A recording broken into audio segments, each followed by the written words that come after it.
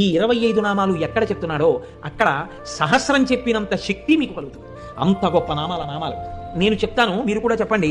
సింహాసనేషి, లలిత, మహారాజ్ఞి, వరాంకుశ, చాపిని, త్రిపురా చైవ, మహాత్రిపుర సుందరి, సుందరీ చక్రనాథ చ,